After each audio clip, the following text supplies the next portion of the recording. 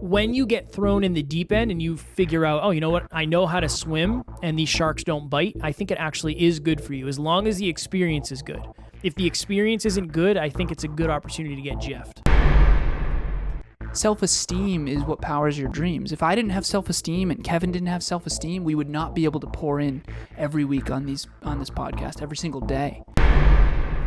How have you checked in with yourself to check your entitlement? Oh, wow.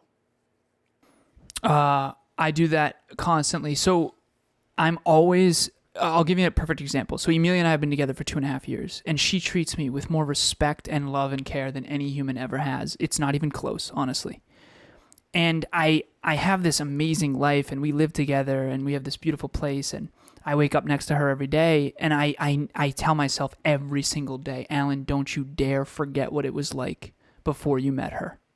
I remember being so lonely. I remember being so scared that I wouldn't find my dream partner. I remember feeling like I was going to be alone forever. I genuinely had those feelings.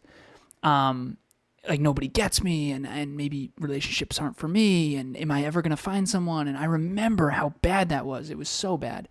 I just remind myself of the hard times. It's so important to keep the hard times in the forefront of your mind because it keeps you grateful. It keeps you grateful. Now, I'm not complacent. When you're grateful for someone, you show it in your actions. You show it in your actions. And so Emilia is the best example that I have, but I check myself all the time on this. You'll hear Kevin and I behind the scenes. I'll tell Kevin, like, honestly, man, I've been letting it ride lately.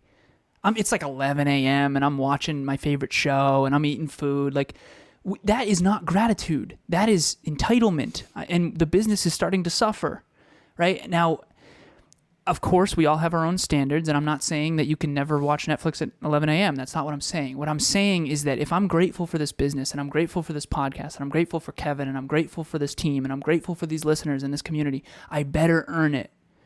And I can't lose sight of what it was like when nobody cared what I talked about. I would second that reflection. I try to think, it's pretty easy for me at this point because it's like I talk about my story so much, and there's definitely a part of me who does not believe I should be where I am, just in terms of like the circumstances and the amount of things that had to go right for me to be where I am. That helps to keep me grounded and without entitlement. And I just imagine, I try to think of like, what would my life be like without blank, whether it's Alan, Taryn, the team. That helps me. Like if you took all of that away, all of this would leave. So you got to keep, like Alan said, it's brick by brick. So reflection, and then, I don't want to say catastrophizing. Really, really imagining what life would be like without the amazing things that you have. I think that's a very good way to get rid of it. Like imagine everything that you have is gone. Then what? I try to do that. Well said. How can we get better at long-term strategic thinking? Well, I taught Alan this, so let me lead. No, go ahead, Jeff. State and prove. You've got to set goals that are a little bit longer term than what you're comfortable with, and then prove to yourself you can do it. And really sit down and do the thinking work. Emilia and I were reverse engineering her fitness goals, and we're doing math on the whiteboard. And she wants to lose 17 pounds, and one of the first goals was July 4th, and I talked to her about the numbers behind that. It's like you'd have to be in a 800-calorie deficit every single day, and that would be brutal. You know, if you've never eaten 700 calories a day for like 3 months, that's terrible. It's terrible. And not that I've even done that. I think the lowest I ever got to, Kev, was like 1,200. It was horrible. Oh, yeah. Yeah, and Aim, I know you're a little lower than that right now, or close to that, I should say. But you got to set a goal that's a little longer term than what you're comfortable with, and then you have to mastermind with someone about how to achieve it. That's the answer. Yeah, I would go to Alan for this because this just isn't my strength, but I would say to his point, maybe I think a lot of us are day to day, week to week. throw that out a month, throw that out 3 months, and then set some 3-month goals and see what goes from there. That's, to Alan's point, you got to extend that out a little bit. So how are you setting goals now? Is it, I want to do X amount this week? Okay, throw that out to 2 weeks, throw that out to a month, and then continue expanding that. I know it helped me when I started doing 3-month goals, because 3 months seems like a good amount of time. It doesn't take that long when you're really focused, but it gives you enough time to actually make changes and then reverse engineer what to do. So I would second Alan's point. Has there ever been a time where your anxiety zone built belief? Oh, yeah, I got a good one here. I think it will build belief if things go better than expected. Alan and I were in California however many years ago. I don't know. Everything is the same, just years ago. That's what I'm going to start saying from now, years ago, because I don't know exactly when it was. But when we were out there, we went to a Brendan Burchard event and we interviewed Dr. Nikki Starr and Anthony Trucks and Brant Pinvidic. We had some awesome interviews. But I remember we went to, I believe it was Irvine, California, and we were interviewing Dave Meltzer in person. And we were late, which number one, Kevin does not do being late. We could not find the building for some reason. We were driving around the parking lot. It was a whole thing. And we walked in and we saw the receptionist and the person said, yeah, Dave will be right down. Just hang out. Dave comes down with his team. We walk into the studio. They set up 4 cameras. They say, you got 27 minutes and go. And it was the most nerve-wracking thing ever. And I introduced Dave and I started the episode because it was our episode. And that was 10 out of 10 anxiety for me. But it proved to me that all of the work that I've been doing behind the scenes of over-prepping has really, really benefited me. So I think when you get thrown in the deep end and you figure out, oh, you know what, I know how to swim and these sharks don't bite, I think it actually is good for you as long as the experience is good. If the experience isn't good, I think it's a good opportunity to get jeffed. I think it's a dangerous game and that's why I think everyone should be more strategic with the way in which they find their challenge skills sweet spot. Because we've invited people to speak on stages that it was their first speech or one of their first speeches, and afterwards they had a really hard time with it. And I think the reason why they had such a hard time is because they weren't prepared. And so I'll give you a story where I wasn't prepared. So when Kevin and I first went to High Performance Academy, that's actually where we met Alessandro. Kev, you were scared and weren't sure if you'd belong in the room and had never been to a conference or an event like that before. I, thought that I was a strong speaker. And I think I was compared to where I'm at, but Brendan Burchard is world class. I mean, in terms of speaking, he has thousands of trainings, thousands and thousands of speeches. And at this point, I've only given maybe 100 or something. And I thought I was a really strong speaker. And when I saw him speak, Kevin came home feeling real good. Too good. I met a lot of people and everybody loved me and I found my people and I'm the man. Yeah. And I came home really not feeling good about me. But because I have self-belief, I really started to pour it on after that. I started setting bigger goals and I started to really, I started my critical numbers. That's when I started my critical numbers, Kev. When I started tracking the speeches, the podcasts, the coaching sessions, and since then I actually followed up and we went to an event a year and a half later in San Diego with Brendan Burchard. And I told Kev, I said, I'm ready for the stage. So the first time I went, I was like, oh my God, I'm way worse than I thought. And the second time I went, I was like, Kev, honestly, I'm ready. Let's rock and roll. And so, but that's because of all the work I put in between.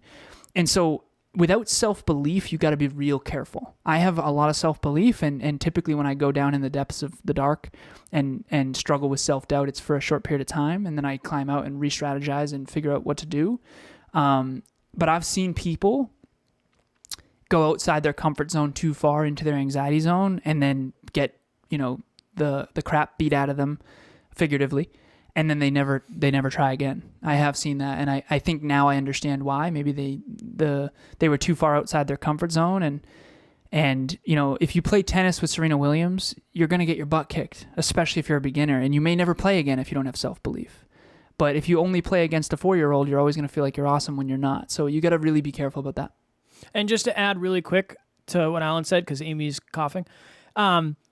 I have a weird relationship with my anxiety zone because I've lived there for the past 5 years. So I think I probably have a decent relationship with it Alan, just because we've been, for lack of better phrasing, we've been playing at Alan's speed, on Alan's difficulty. And we didn't realize that we had such different comfort, learning, and anxiety zones. So I have been living the anxiety zone. So a lot of my results are based on that. So my relationship is probably a little bit different than somebody else, is what I would say.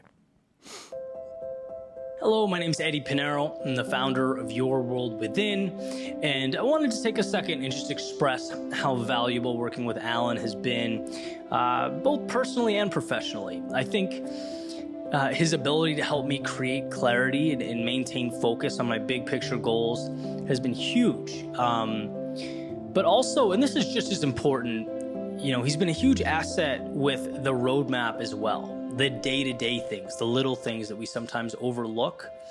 And those two things in tandem have been a huge lift and just a tremendous return on investment. And I think anyone looking to, grow themselves, grow a business or both, would truly benefit from having Alan as an ally along the way. Again, great mind, but more importantly, solid dude. What if I don't have an understanding of math or stats? How do you explain the benefits of understanding it? Yeah. Your ability to reverse engineer finish lines will be very, very good. So Kev wants to donate $100 million to charity over the aggregate of the next 20 years, and I took him through how we can do that mathematically.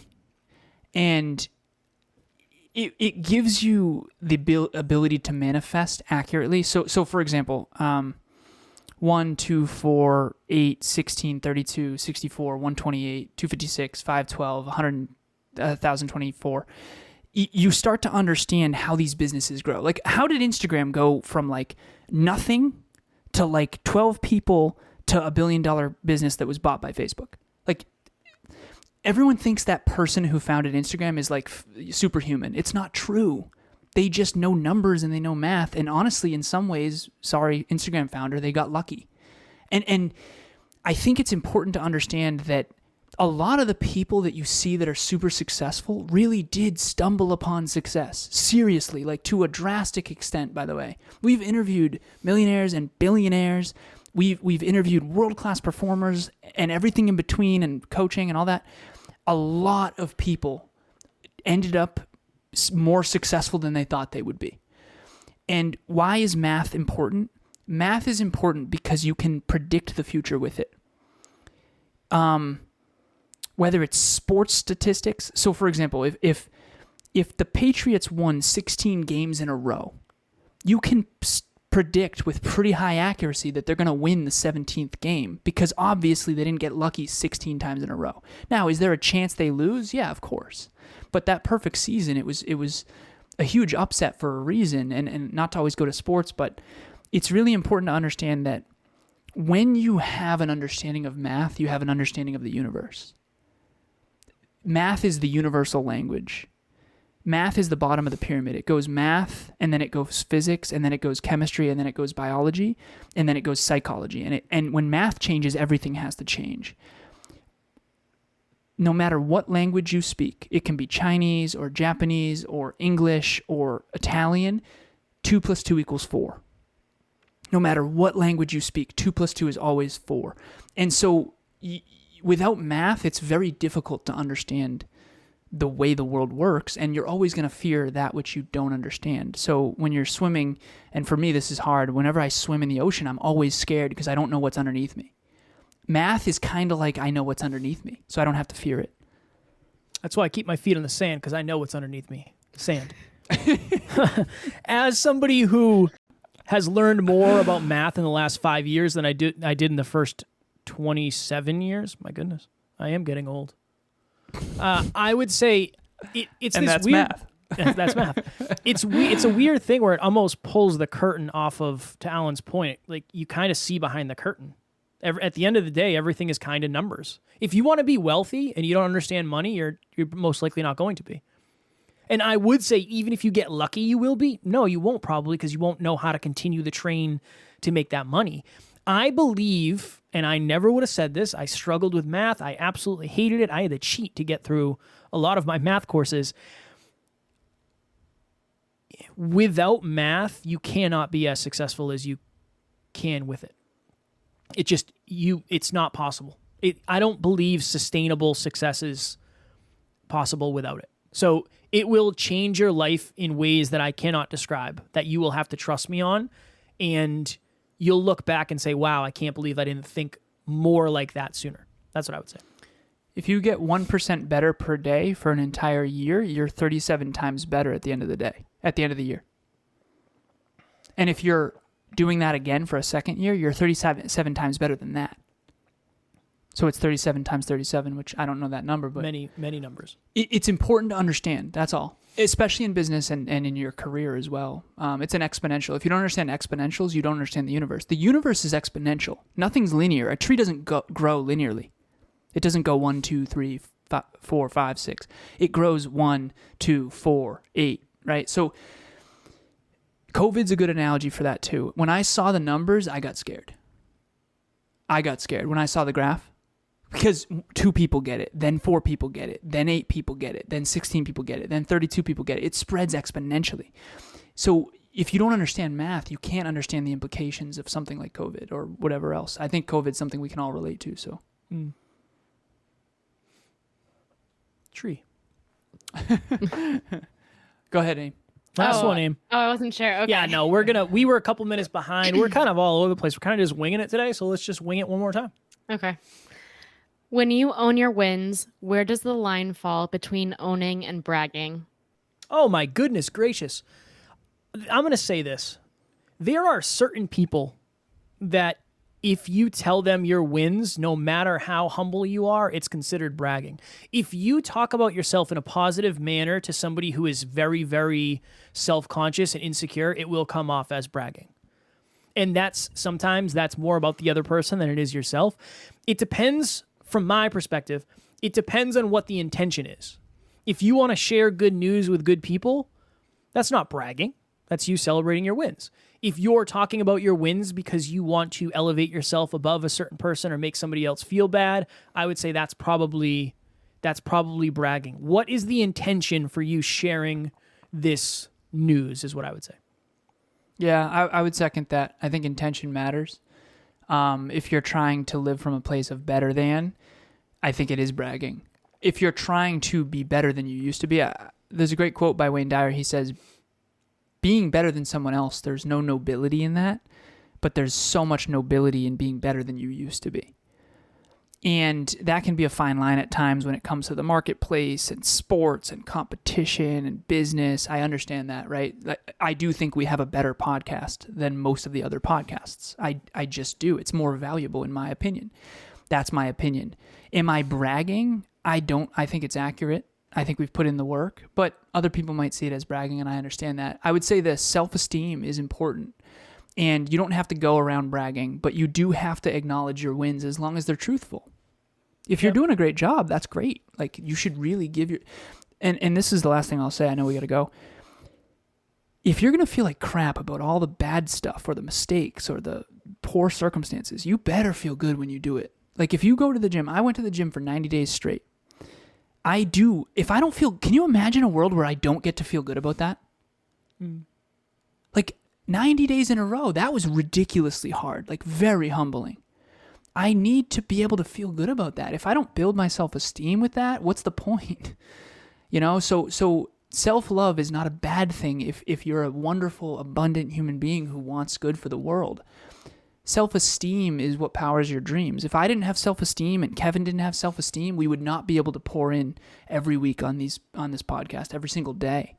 You know, if we don't believe in ourselves and we don't have self-worth and self-value and self-esteem and self-respect, there's no chance we could give this much for free. The fact. I believe it's time to go. Because we got to go to the gym. Next Level Nation. As you can see below, if you're watching this live or the repurpose, if you're listening, you can't. But we are doing the giveaway again for the month of June, where if you leave us a review, screenshot it, send it to myself, to Alan, Amy, Jenna, just send it to somebody and we'll find it. We'll enter you into a drawing to win a $100 Amazon gift card. We will send it off to you, no questions asked. It helps us find more awesome people like you, and it helps awesome people like you find us. So please do it if you're interested and you feel like we've added value to your life. If you struggle to grow and scale your business, or you're thinking about starting a business, join me on a free half-hour strategy session. I'm not going to sell you anything. I'm not going to try to sell you my coaching. I am just going to have you tell me what your objective is, your most important objective, and I'm going to help you strategize on how to achieve that, with or without me. Please book a 30-minute call in the show notes. I adore meeting our listeners. It's so cool to meet people from all over the world. And I always learn a lot too, because I get to learn different industries and different cultures and different goals and different people. So, And if you in any way, shape, or form, really think about this for a second, think that I am like really good, or I'm a good speaker, or I'm smart, or I'm good at things. Alan's been my mentor since the very beginning. So if it's good enough for me, it's worth a free 30 minutes of your time. And that's what I'll say about Alan. I want to make sure Alan gets his credit. You know what I mean? thank you, brother. Of course, of course. As always, we love you. Wow. We appreciate you. That was a Grateful long one. for each and every one of you. That And was at a deep NLU, freeze. we do not have fans. We have family. Please reach out. Bye. Bye. Talk to you soon.